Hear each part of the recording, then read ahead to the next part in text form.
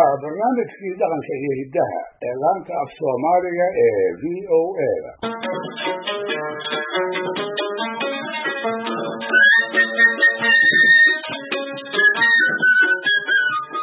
Dhegaystayaal, haddii inta maansada Soomaalida la dhex qaado loo dabagalo tabaha iyada iyo mahmaahda la isugu dhafo ee maansayahanadu ay doodahooda ku cusleeyaan, waxaynan ka maarmi karayn inaynu dib u milicsano qaar ka mida gabayadii uu inooga tegay allaha u naxariistee gabyagii reer ciideedka ahaa ee samatal baxnaan la oran jiray. aan haddaba idiin soo gudbiyo qayb ka mid ah, mar walba maansadiisa ay murtidu ku shaqlan tahay, aanna idinku jarbeeliyo sida quruxda badan ee saxihiisa qaarkood uu ugu adeegsaday laba maahmaahood oo ay Soomaalidu aad u taqaan. midda koowaadi waa tii ahayd bawdyo rageed midba maalin qaawan, oo ah maahmaahiga baraysa inay dunidu meerka tahay oo sabka iyo guuldarradu aanay ninna si gaara ugu xukunayn,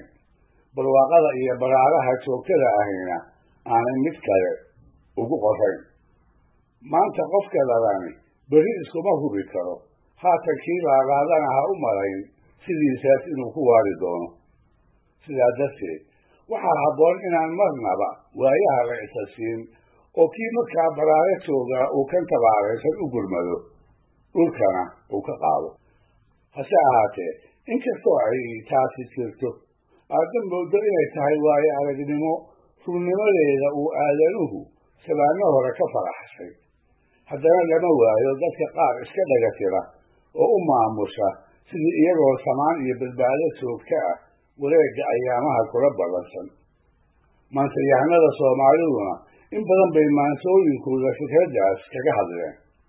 iyagoo ugu dardaar warinaya calooshila cayaarka sareerada oo maalintaa haysto go'aamadiisa oo idinku sareeya, dabadeedna intuu kibirtaabto qaraabada jilicsan iyo dadka liita aanu gargaarina ku tunta, haddii uusan ku tumanna is-ilowsiiya amaba goomooni ku garamara.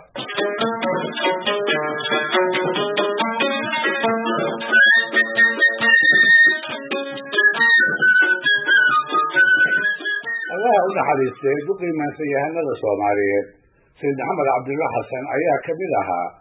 ragii gabyi ogaa ee goor hore inagu wargeliyey isku hadlaynta wareegga ayaamuhu inay doqonnimo un tahay. tudocyo ku jiray gabayadiisa midkood ayuu sayidku ku bilaabay: cirkaan di'in abaar daaliyaa dunida oo qiiqday dayax ururta daaliga ka maray, dirirka oo liiqay marunbaa daruuraha cusay soo dirbiriyaaye, dayraanka curashaa ku xigi daacigiisabane marunbuu darooraa intuu daadka soo rogoe, baldayaay duraabtaa horuu daabta mariyaay. nin dalleensan inuu duukayo yay doqontu moodaaye, inkastuu dunqaarahan ka dhacay dulugna cayroobo hawdayrin deeqii alluu dooc ka sugayay. gabyaagii isaguna murtidhaariga ahaa ee sayidka ay isku xilliga noolaayeen, isku gadahana ahaayeen, lana oran jiray qamaan bulxan, waa kii isla fikraddaa ku soo koobay saddexdii meelis ee ahaa: adduun waa har labadiisa gelin, waana la hubaaye halgalgalatay waxa looga dhigay, yacni nuu harine marunbaa saboo la harqiyaa hodana deegayn.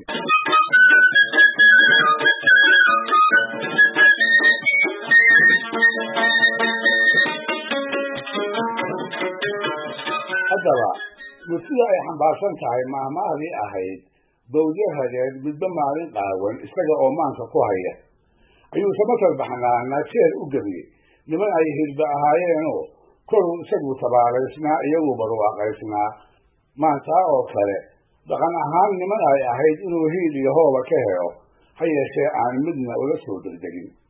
dabadeedna intuu nafsiga fadhiga ka kiciyo ayuu ugu dardaar wadinayaa halkii uu maantaa joogay in sidii la arki jiray maalin maalmaha ka mid ah ay iyaguna ku dambayn doonaan. sidoo kale intuu nimankii daawaday ayuu ugu dambaystiina wuxuu ku ducaystay iyaga oo dandaraysan in dayrta dhow ay u soo baahdaan, iyagoo markaas uu isagu ka soo kabtay dhibtii markaa haysatay ee ay ku fiirsadeen.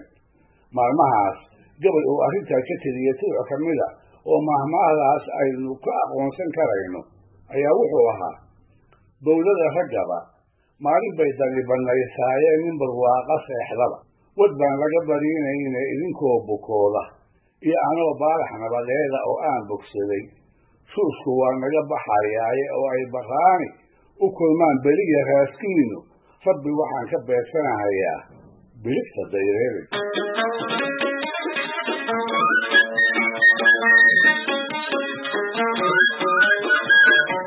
mahmaahda labaad ee samatar adeegsaday waa tii ahayd lafa maroodi iyagaa la isku jabiyaa oo loola jeedo maalinta si uun la isu hayo laba safna la noqdo qofba qofkii u dhigmi kara ayaa lagu beegaa waxaa kaloo suuragal ah aynay u badan tahay in loola jeedo qofba qofkii uu xigo ayaa laga horgeeyaa si labadooda mooyaane ay dadka inta kale u badbaado gabayadiisa bidkood xilligii uu samatar mahmaahdaa u adeegsanayay waxaa buuhooda iyo adagaalkiisa ka aroosnayd colaad maanso oo la isku ilkabeelay hal abuuradii reer ciideedka ahaa intoodii badnaydna ay ka qayb qaateen waxay ahayd horaantii sanadihii 1900 iyo 60-nadii qarnigii aynu soo dhaafnay labada dhinacna waxaa kala hogaaminayay oo hortii ay eedu dhex martay allaha u wada naxariistee labadii gabiyaa ee lagu kala magacaabi jiray aadan yuusuf axmed oo aadan carab loo yaqiin iyo cumar cigaal oo midkood walba ay kooxi u sacabtumaysay samatar oo intii muddo ah aan silsiladaa wax ku darsan ayaa gadaalkii wuxuu tiriyey tixuu dhexdhexaad isaga dhigaayo ha yeeshee ay dhab uga muuqato inuu ugu reelinayay aadan carab oo ay ilmo adeer labaad ahaayeen marka horeba intuu aadanka xaq dhaafa u buunbuuniyey ayuu ku tilmaamay libaaxa ba'an oo wixii ka hor yimaadaba qowlalada ku hubsada aar baa bushiisa laga argagaxo oo miciyaha isku lisaaya libaax laga wada giigay oo buuhooda oo idin looga cararay aar isaga samatara mooye